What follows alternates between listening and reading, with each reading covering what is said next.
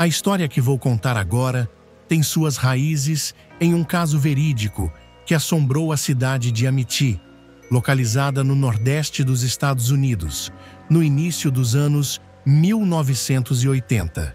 Misturando sobrenatural e crime, esse relato foi documentado por jornais locais e até hoje é motivo de debate entre os moradores mais antigos. Vou te contar os detalhes sobre a misteriosa casa em Blackwood. Em 1981, um jovem casal, Jonathan e Sarah Miller, decidiu se mudar para uma casa antiga nas redondezas de Amity, junto com seus 2 filhos, Emily, de 7 anos, e David, de 4. A casa ficava isolada, em uma colina rodeada por densas florestas, e havia pertencido a uma família abastada no século XIX, os Blackwood, que desapareceram misteriosamente. Poucos sabiam sobre o passado da casa, mas os rumores diziam que ela era amaldiçoada. A mudança dos Miller parecia tranquila no início. A casa precisava de algumas reformas, mas Jonathan, sendo um habilidoso marceneiro, acreditava que poderia lidar com tudo. Eles estavam animados para começar uma nova fase de suas vidas ali. Porém, as coisas começaram a mudar logo na primeira semana. Na terceira noite na casa, Emily acordou gritando. Quando Sarah correu até o quarto da filha, a menina estava em pânico, tremendo e dizendo que havia visto um homem sem rosto, parado no pé da sua cama. Sarah tentou acalmá-la, atribuindo o medo a um pesadelo, mas o pavor nos olhos da menina foi o suficiente para deixar a mãe inquieta. Na manhã seguinte, Jonathan encontrou marcas estranhas no chão do porão, como se alguém tivesse arranhado o concreto com unhas longas. Ele tentou limpar, mas as marcas pareciam estar profundamente gravadas. Aquilo o perturbou, mas ele decidiu não contar para Sarah, achando que seria algo relacionado ao desgaste do tempo. No entanto, os fenômenos começaram a se intensificar. Objetos desapareciam e reapareciam em lugares estranhos. Portas se abriam sozinhas, e sons de passos eram ouvidos no andar de cima, mesmo quando ninguém estava lá. Sarah começou a ouvir uma voz baixa chamando seu nome no meio da noite. Jonathan, sempre cético, dizia que era a casa velha se ajustando, com o clima frio afetando a estrutura. Mas Sarah sabia que era algo mais. Certa noite, enquanto Jonathan trabalhava tarde da noite no porão, ouviu uma risada de criança ecoando nas paredes. Inicialmente, pensou que fosse Emily ou David, mas ao subir as escadas, encontrou as crianças dormindo profundamente. A risada continuava, cada vez mais sinistra, e parecia vir de dentro das próprias paredes. Jonathan, um homem que nunca acreditara em fantasmas, começou a duvidar de sua sanidade. A gota d'água veio quando David, o filho mais novo, começou a falar sobre a mulher do vestido preto. Ele dizia que ela o observava enquanto ele brincava no quintal. Sarah, já assustada, decidiu investigar mais a fundo o passado da casa.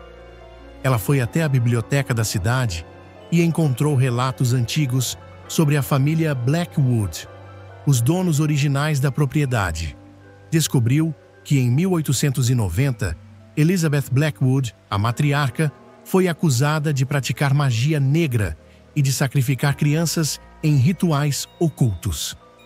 Depois que essas acusações surgiram, a família desapareceu sem deixar rastros, e os corpos nunca foram encontrados. Sarah voltou para casa apavorada, convencida de que a presença de Elizabeth ainda rondava a casa. Ela tentou convencer Jonathan a vender a casa e se mudar, mas ele se recusava. Achava que tudo poderia ser resolvido com o tempo e que eles não tinham dinheiro para simplesmente abandonar a propriedade. Naquela mesma semana, o terror atingiu o ápice. Durante uma madrugada fria de outubro, Emily desapareceu. Eles procuraram a casa inteira, a floresta ao redor, chamaram a polícia, mas nada. nenhum sinal da menina. Desesperados, Jonathan e Sarah começaram a vasculhar todos os cantos da casa. E foi então que Jonathan percebeu algo estranho no porão. Uma porta trancada, escondida atrás de uma estante de madeira velha. Forçando a entrada, ele e Sarah descobriram uma escada que levava a uma câmara subterrânea, algo que jamais havia sido mencionado no contrato de venda da casa. Quando desceram, o ar estava denso e um cheiro de podridão os envolvia. Na câmara, encontraram símbolos gravados nas paredes, velas antigas e ossos humanos espalhados pelo chão. No centro da sala, uma pequena figura estava deitada. Era Emily, desacordada. Eles a pegaram rapidamente e a levaram para fora. Mas o que mais os apavorou foi que quando Jonathan olhou para trás, ele viu, por apenas um instante, a silhueta de uma mulher vestida de preto parada na porta, observando-os com olhos vazios. Emily, apesar de fisicamente ilesa, nunca mais foi a mesma. Ela passou a falar em línguas estranhas e se retraía de qualquer contato humano. A família deixou a casa na mesma noite e nunca mais retornou. Meses depois, a propriedade foi posta à venda, mas ninguém ousou comprá-la. A história dos Miller se espalhou pela cidade e muitos acreditam que Elizabeth Blackwood, a mulher que havia sido acusada de bruxaria, de fato amaldiçoara a casa. Há quem diga que os gritos das crianças sacrificadas por ela ainda podem ser ouvidos nas noites sem lua, vindos do porão sombrio. Até hoje, a casa em Blackwood permanece de pé, abandonada, servindo de lembrança de que há forças que a ciência e a razão não conseguem explicar. A polícia, que investigou o desaparecimento de Emily, fechou o caso como resolvido, mas nunca conseguiu explicar como a menina foi parar naquele porão trancado ou o que realmente aconteceu com ela lá embaixo. E o mistério da casa em Blackwood continua sendo um dos casos mais estranhos e aterrorizantes já registrados na região. A história a seguir é baseada em uma série de eventos reais que aconteceram em uma cidade pequena no interior dos Estados Unidos durante os anos 70. Trata-se de uma mistura de mistério, crime e o inexplicável. Ela envolve um caso que continua sem solução até os dias de hoje, conhecido como o caso de Willow Creek. No ano de 1975, a pacata cidade de Willow Creek, no estado de Maine, era o tipo de lugar onde todos se conheciam, e os acontecimentos estranhos eram raros. Contudo, a vida tranquila dos moradores foi abalada por uma série de eventos inexplicáveis envolvendo uma família que havia acabado de se mudar para a região, os Foster. Daniel Foster, sua esposa, Margaret, e os dois filhos, Ethan, de 10 anos, e Lucy, de 7, se mudaram para uma casa de campo que ficava a alguns quilômetros da cidade. A propriedade tinha uma história obscura. Há décadas, a casa havia pertencido a um médico chamado Dr. Benjamin Harrington, conhecido por realizar procedimentos experimentais que levaram à morte de vários pacientes. Quando o Dr. Harrington desapareceu em 1947, muitos rumores começaram a circular, dizendo que ele tinha feito pactos com forças sombrias para tentar reverter suas falhas. Os Foster, sem saber muito sobre o passado da casa, estavam felizes com a nova moradia. A ideia de viver no campo, em meio à natureza, parecia perfeita para criar seus filhos. No entanto, logo após a mudança, coisas estranhas começaram a acontecer. Na primeira noite, Margaret ouviu sussurros vindos do andar de baixo enquanto todos estavam no quarto. Ela desceu para investigar, pensando que algum vizinho poderia ter vindo dar boas-vindas. No entanto, não encontrou ninguém, e o silêncio pesado da casa a fez sentir um frio percorrer sua espinha. Achando que era apenas o nervosismo da mudança, voltou para a cama sem mencionar nada a Daniel. Com o passar dos dias, os fenômenos estranhos se intensificaram. Portas que haviam sido trancadas estavam abertas pela manhã, as luzes piscavam e sons de passos ecoavam pelos corredores, mesmo quando a família estava reunida na sala. Ethan e Lucy começaram a ter pesadelos recorrentes. Ambos falavam sobre o homem de jaleco branco, que ficava parado à porta dos seus quartos, observando-os. Quando Margaret ouviu isso, lembrou-se das histórias que havia ouvido brevemente sobre o Dr. Harrington, mas não quis preocupar os filhos. Certa tarde, enquanto brincava no quintal, Ethan encontrou algo enterrado sob uma árvore, um velho diário. Ao levar o objeto para dentro de casa, a curiosidade de Margaret foi despertada. O diário pertencia ao Dr. Harrington e continha anotações detalhadas sobre suas experiências. Mas o que mais chamou a atenção de Margaret foi a última página, onde o médico mencionava a presença de algo maligno, que ele mesmo não conseguia controlar. Algo que vinha das profundezas da terra e que, segundo ele, o havia escolhido para ser seu servo. A partir do momento em que o diário foi encontrado, os eventos paranormais se tornaram cada vez mais violentos.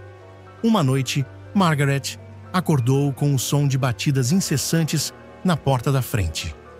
Ao descer as escadas, encontrou Ethan e Lucy paralisados, em pé no meio da sala de estar, olhando fixamente para a porta. Quando Margaret abriu a porta, esperando encontrar alguém, não havia nada além de uma escuridão espessa, como se a própria noite estivesse viva. O medo tomou conta dela. Daniel, inicialmente cético, começou a acreditar quando, certa noite, ao descer ao porão para verificar o aquecedor, encontrou marcas de arranhões nas paredes de concreto, como se alguém ou algo estivesse tentando sair de dentro daquelas paredes. Mais tarde, ele ouviu gritos abafados vindo do mesmo local. Desesperado, ele tentou contatar especialistas da cidade, mas ninguém quis se envolver, temendo a reputação da casa. Na semana seguinte, Margaret começou a sofrer com episódios de paralisia do sono, nos quais sentia uma presença maligna ao seu lado na cama, incapaz de se mover ou pedir ajuda. Ela jurava que via uma figura escura, de olhos brilhantes, parada ao pé da cama, como se esperasse algo dela. Os filhos começaram a evitar seus quartos, pedindo para dormir com os pais todas as noites. Um dos eventos mais perturbadores ocorreu quando Lucy, que estava brincando sozinha no quintal, desapareceu por algumas horas. A família, em pânico, organizou uma busca pela floresta, mas não encontrou nenhum sinal da menina. Quando finalmente a acharam, ela estava de volta ao quintal, sentada na mesma posição, como se nunca tivesse saído dali. Quando perguntaram onde ela estava, Lucy apenas respondeu: "Eu estava conversando com um homem de jaleco branco. Ele disse que logo vocês também viriam comigo." Esse foi o ponto de ruptura para Daniel e Margaret.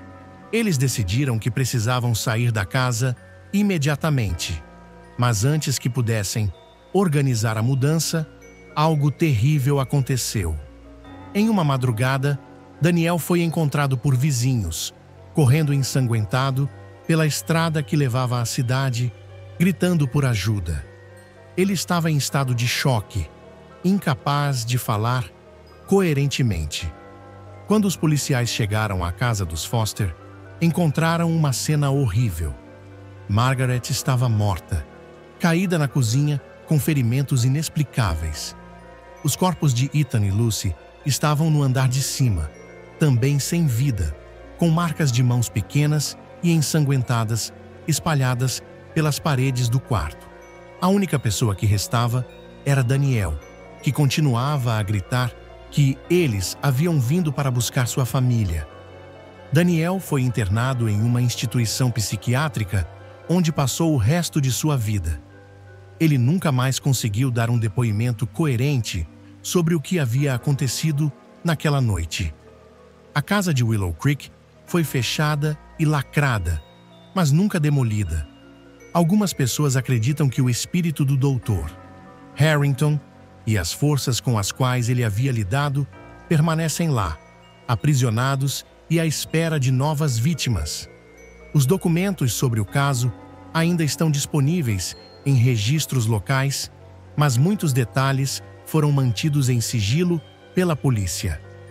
No entanto, os moradores de Willow Creek continuam a contar essa história de geração em geração, alertando a todos para nunca se aproximarem da antiga casa dos Foster. Dizem que, em algumas noites, ainda é possível ouvir o choro de crianças vindo das janelas escuras e abandonadas da casa. Era uma manhã nublada de outubro de 1995, quando Sarah, uma jovem de 28 anos, decidiu fazer uma viagem de carro para Havenwood, uma pequena cidade cercada por uma densa floresta. Sarah sempre foi atraída pelo desconhecido e adorava explorar lugares pouco visitados. O que ela não sabia era que aquela viagem mudaria sua vida para sempre. Havenwood era famosa por suas lendas sombrias, incluindo a história de um antigo sanatório que, nos anos 50, abrigava pacientes com doenças mentais. O local havia sido fechado após várias denúncias de maus tratos e desaparecimentos misteriosos. Depois que o sanatório foi fechado, rumores de assombrações começaram a se espalhar entre os moradores da cidade. A atração por essas histórias sempre chamou a atenção de Sarah, e ela decidiu que era hora de investigar. Ao chegar à cidade, Sarah ficou impressionada com sua aparência pacata e antiga. As ruas eram estreitas e as casas de madeira pareciam ter suas próprias histórias a contar. Ela se hospedou em uma pequena pousada gerida por uma senhora idosa chamada Agnes, que parecia conhecer todos os segredos da cidade. "Se você deseja explorar o sanatório, minha filha, tenha cuidado", Agnes disse, seus olhos cheios de preocupação. "Dizem que ele está assombrado pelos espíritos dos que sofreram lá dentro." Sarah sorriu, achando que eram apenas histórias para assustar turistas. Assim que escureceu, decidiu que era hora de visitar o sanatório. Com uma lanterna em mãos, dirigiu-se à saída da cidade, em direção ao local que se tornara uma atração macabra. Ao chegar ao sanatório, Sarah ficou impressionada com sua arquitetura gótica. As paredes de pedra estavam cobertas de trepadeiras, e as janelas quebradas davam uma sensação de abandono e tristeza. Ela sentiu um arrepio percorrer sua espinha, mas a excitação de explorar o lugar superou o medo. Ao entrar, o ar estava pesado e o silêncio era ensurdecedor.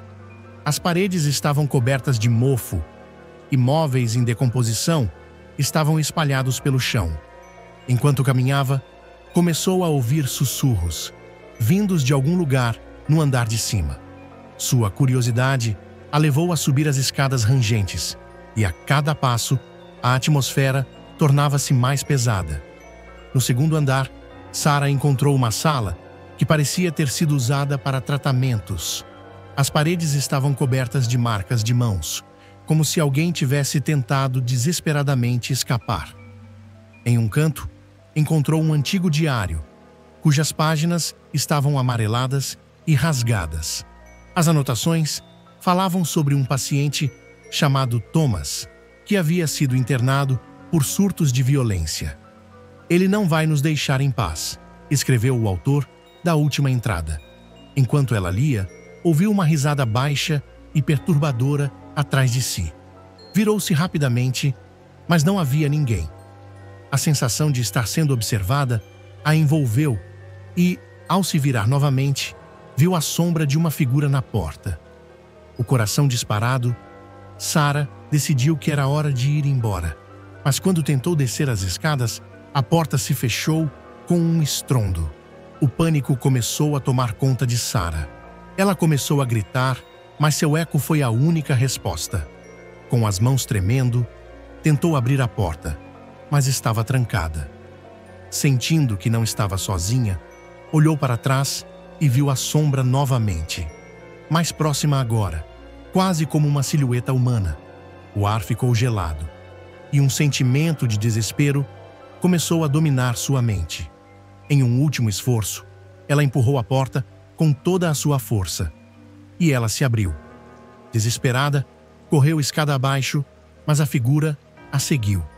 Sarah sentiu uma presença atrás dela e, quando olhou por cima do ombro, viu o rosto de um homem pálido e desfigurado, com olhos vazios que pareciam atravessar sua alma.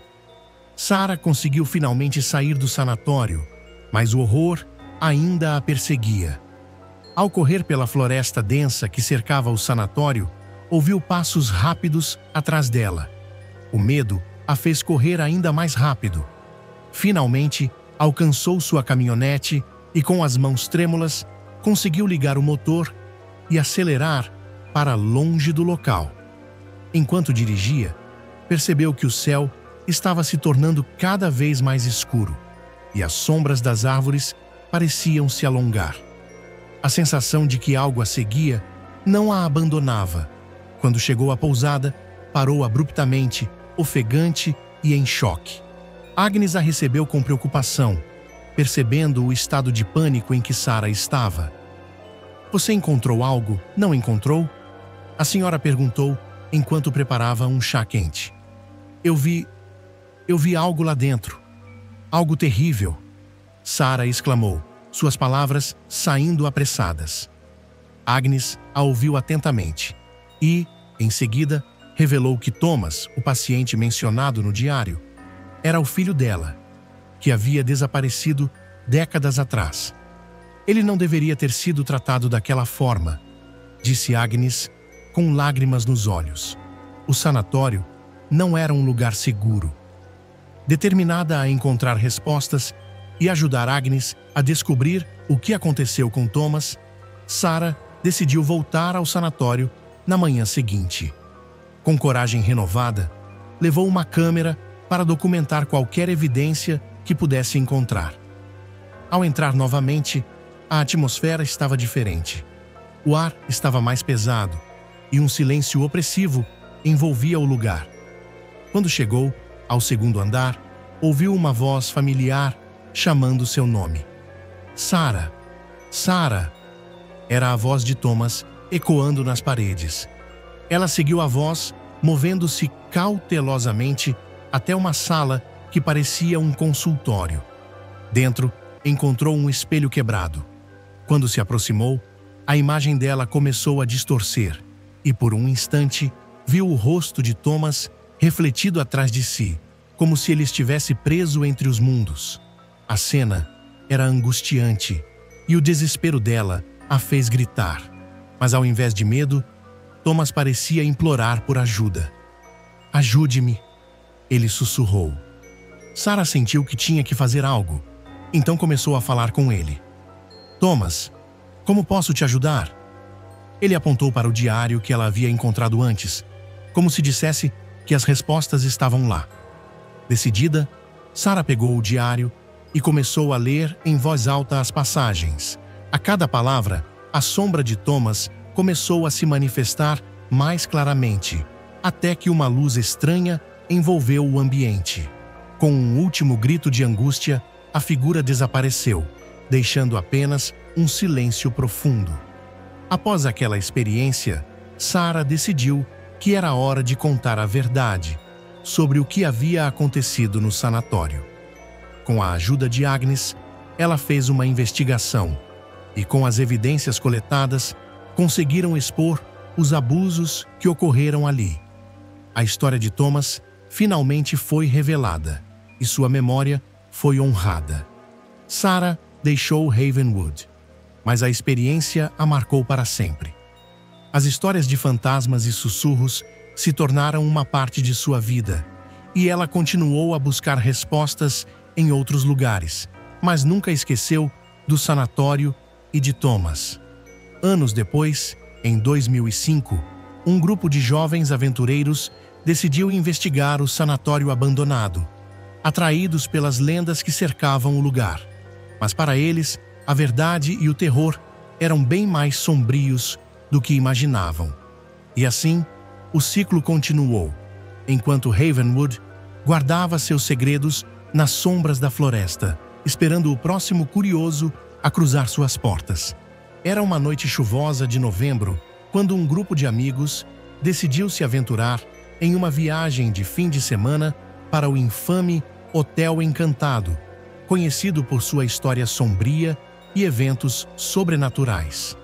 O hotel, situado em uma cidade pequena e esquecida, havia sido o cenário de uma série de desaparecimentos misteriosos nas décadas passadas. Ninguém sabia ao certo o que havia acontecido com os hóspedes, mas rumores de uma maldição assombravam o lugar. O grupo era composto por Lucas, um cético convicto; Ana, uma amante do paranormal; Miguel, o mais brincalhão; e Clara, a curiosa que sempre acreditou nas histórias de fantasmas. Ao chegarem ao hotel, foram recebidos por uma recepcionista de aparência antiquada, que os alertou sobre os perigos do local. Mas Lucas riu disso, achando que era apenas parte do charme do lugar. No entanto, assim que se instalaram, coisas estranhas começaram a acontecer. À noite, Clara ouviu sussurros vindo do corredor e viu uma sombra passar rapidamente pela porta. Ela acordou os amigos, mas eles riram e disseram que era apenas a imaginação dela. Para provar seu ponto, Clara decidiu explorar o hotel sozinha, enquanto os outros tentavam dormir. Enquanto caminhava pelos corredores escuros, Clara descobriu uma porta entreaberta. Curiosa, entrou em uma sala empoeirada, onde encontrou fotos antigas dos hóspedes. Uma delas chamou sua atenção. Uma mulher, com um olhar triste, que parecia estar olhando diretamente para ela. Ao se aproximar, Clara sentiu um frio intenso e, de repente, a porta se fechou atrás dela.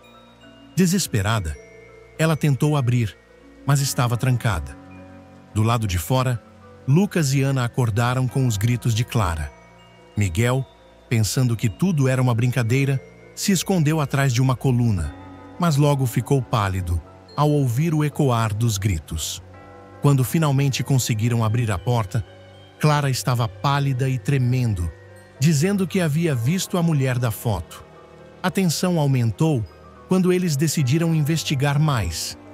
Ana, com seu interesse por fenômenos sobrenaturais, encontrou um diário na biblioteca do hotel, que pertencia a uma das antigas proprietárias, Eleanor Encantado. O diário revelava que Eleanor havia perdido sua filha em um trágico acidente e, após isso, ficou obcecada em tentar trazê-la de volta, realizando rituais sombrios. Muitas das almas dos hóspedes que desapareceram estavam presas no hotel, incapazes de seguir em frente.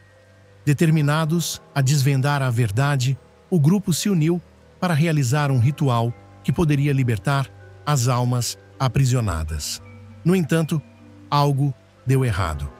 Ao começarem, as luzes piscaram e uma presença maligna se manifestou. Os amigos sentiram uma pressão crescente, como se mãos invisíveis os segurassem. Miguel, que até então estava cético, teve uma visão de uma figura fantasmagórica de Eleanor, que acusava o grupo de invadir seu espaço sagrado. Ele gritou e correu, mas a porta se fechou novamente, separando-o dos outros. Lucas e Ana, aterrorizados, tentaram resgatar Miguel, mas as paredes pareciam se mover, tornando a saída quase impossível. No clímax da noite, enquanto a tempestade rugia lá fora, Clara teve uma ideia. Lembrando-se da fotografia, ela decidiu falar com a mulher. Com coragem, ela começou a invocar a presença da mulher, pedindo perdão por terem invadido seu espaço. A sala ficou silenciosa e a figura de Eleanor começou a se materializar diante deles. "Por que vocês estão aqui?" a mulher perguntou, sua voz ecoando como um lamento. Clara, com lágrimas nos olhos, explicou que não queriam causar dor. Ao ouvir isso, a expressão de Eleanor suavizou-se. Ela revelou que as almas dos desaparecidos podiam finalmente descansar se alguém estivesse disposto a liberar seu espírito. Clara ofereceu-se, mas a presença maligna interveio, tentando puxá-la para a escuridão. Em uma luta desesperada, Lucas e Ana uniram forças para proteger Clara, enquanto Miguel, que havia retornado, enfrentou seus medos e ajudou a canalizar a energia do lugar. Com um grito coletivo, eles liberaram a alma de Eleanor e as outras almas presas, que finalmente se libertaram. Quando tudo acabou, o hotel parecia diferente, como se uma sombra tivesse sido levantada. O grupo, exausto, deixou o hotel encantado com uma nova compreensão do que significa enfrentar o sobrenatural e o peso do passado. O lugar, antes um símbolo de terror, tornou-se um lembrete da fragilidade da vida e da importância de buscar a paz. Nunca mais voltaram, mas as experiências vividas naquela noite permaneceram com eles para sempre, mudando suas percepções sobre o que realmente existe além do mundo que conhecemos.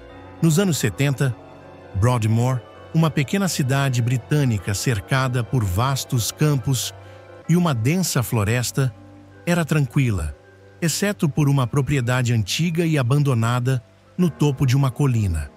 A mansão Crowhurst tinha sido construída no final do século XIX, mas já havia testemunhado uma série de tragédias inexplicáveis. Os moradores mais velhos sussurravam sobre os horrores que lá aconteceram, e a propriedade acabou ganhando uma reputação sombria. Acreditava-se que ela fosse amaldiçoada. Em 1974, um grupo de 5 jovens amigos, David, Laura, Sam, Emily e Richard, decidiu explorar a mansão. A história da casa intrigava a todos, especialmente David, fascinado pelo paranormal. Ele havia lido sobre os misteriosos desaparecimentos de operários durante a construção da mansão e de uma família que, anos depois, foi encontrada morta em circunstâncias inexplicáveis. Apesar dos avisos dos moradores locais para evitar a propriedade, o grupo partiu em uma tarde de outono, enquanto o céu começava a se cobrir com nuvens escuras. Quando chegaram, a mansão Crowhurst parecia ainda mais aterradora do que eles imaginavam. As janelas quebradas, as paredes cobertas de musgo e a vegetação densa que crescia ao redor davam a impressão de que o lugar estava se fechando, como se estivesse vivo e à espreita. Eles forçaram a porta enferrujada e entraram. O cheiro de mofo enchia o ar, e o som de seus passos ecoava pelos corredores vazios. As paredes estavam cobertas de retratos antigos de pessoas que, ao olhar de perto, pareciam ter os olhos segui-los. Emily, a mais sensível do grupo, começou a sentir uma presença fria desde que pisaram no local, mas ficou em silêncio, acreditando que tudo estava na sua cabeça. A cada sala que exploravam, a tensão aumentava. No porão, encontraram o que parecia ser uma sala de rituais, com símbolos gravados nas paredes e restos de velas espalhadas pelo chão.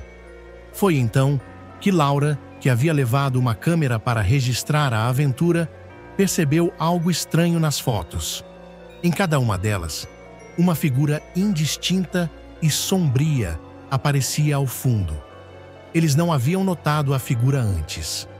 Com o coração acelerado, David começou a vasculhar mais registros da mansão em sua mochila e encontrou um artigo antigo de jornal que mencionava o nome de Edward Crowhurst, o proprietário original. Ele havia se envolvido em rituais ocultos, desesperado para trazer sua esposa de volta à vida após uma morte misteriosa.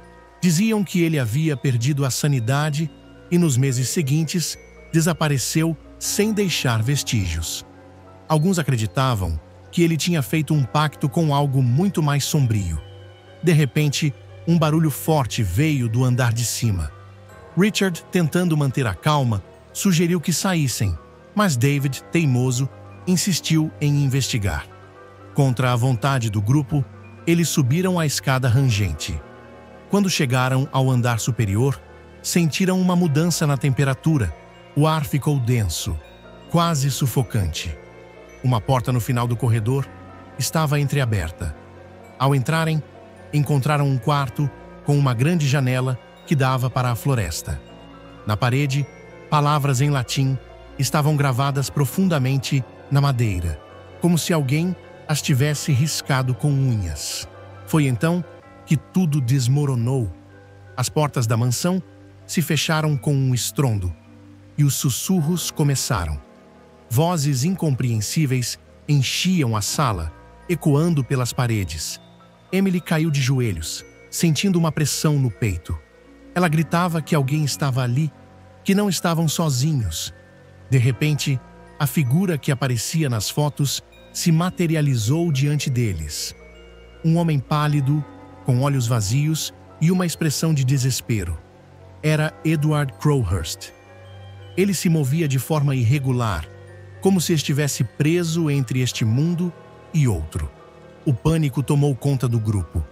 Laura e Sam tentaram puxar Emily para fora do quarto, mas as portas não abriam. Crowhurst avançava lentamente em direção a eles, murmurando algo que ninguém conseguia entender. David, frenético, começou a recitar uma oração que havia lido sobre proteção espiritual, mas a figura continuava a se aproximar. Foi então que Emily, em transe, começou a falar em latim, repetindo as palavras gravadas na parede. A mansão inteira começou a tremer. Crowhurst gritou, um som agudo e inumano, antes de desaparecer em uma explosão de vento e escuridão. As portas se abriram e o grupo correu para fora da mansão sem olhar para trás. Quando finalmente chegaram à estrada principal, ofegantes, todos sabiam que algo terrível havia acontecido naquele lugar. Dias depois, Emily foi internada em um hospital psiquiátrico, incapaz de falar sobre o que aconteceu. David, Laura, Sam e Richard tentaram seguir com suas vidas, mas nunca mais falaram sobre aquela noite.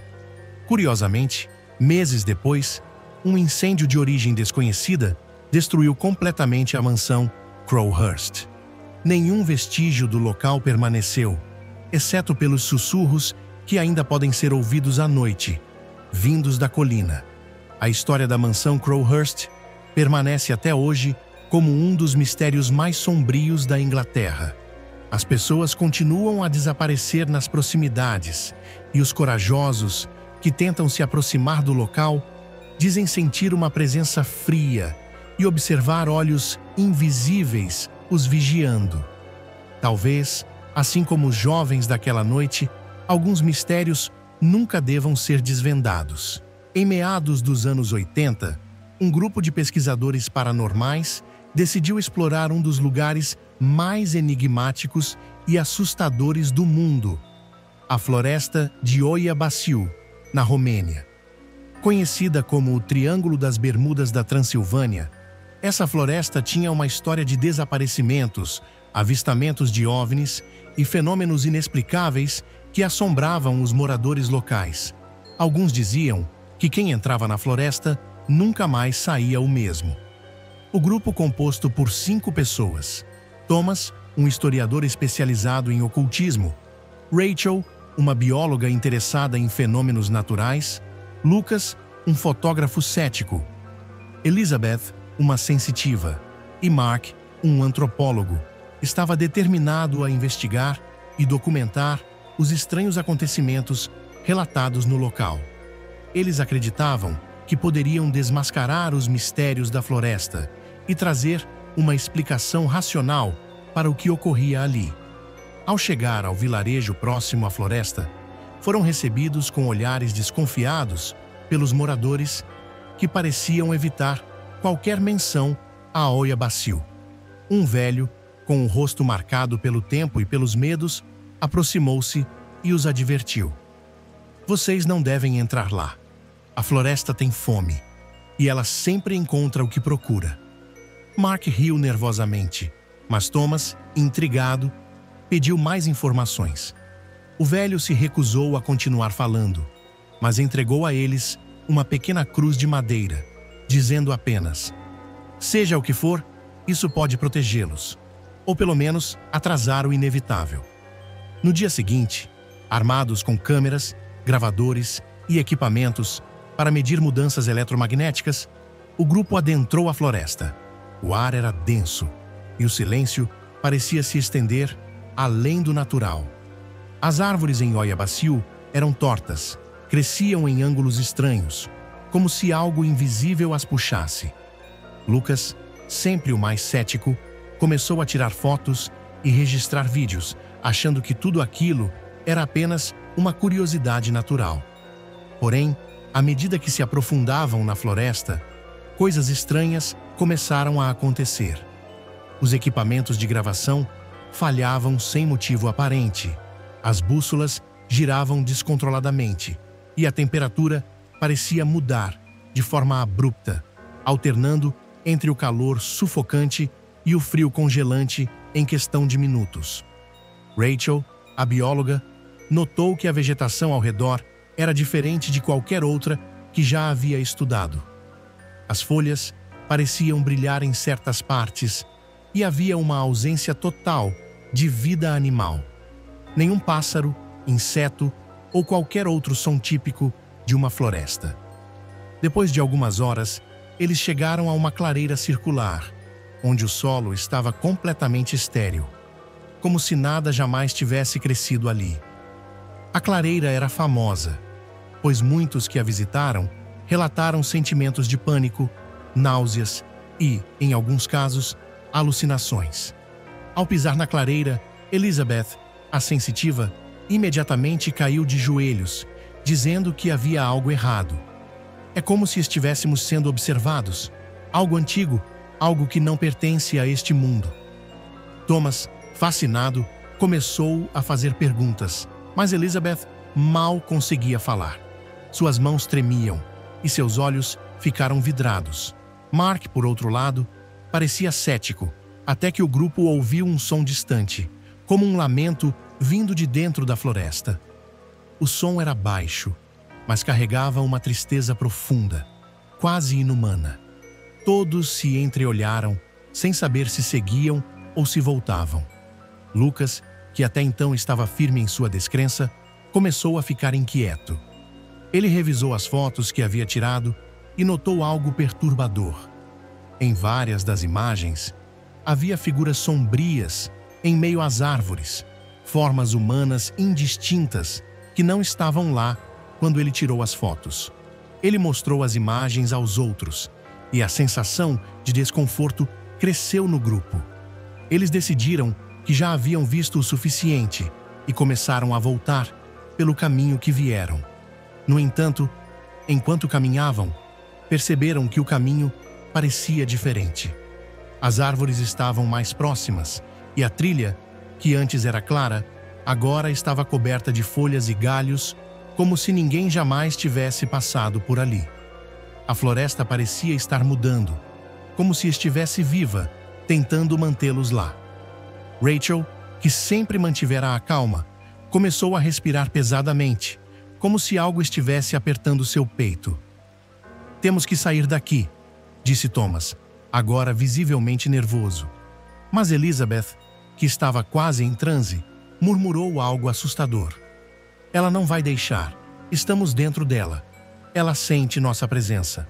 O pânico começou a se espalhar. Mark insistia que aquilo era apenas uma ilusão causada pelo medo, mas o olhar em seus olhos dizia o contrário.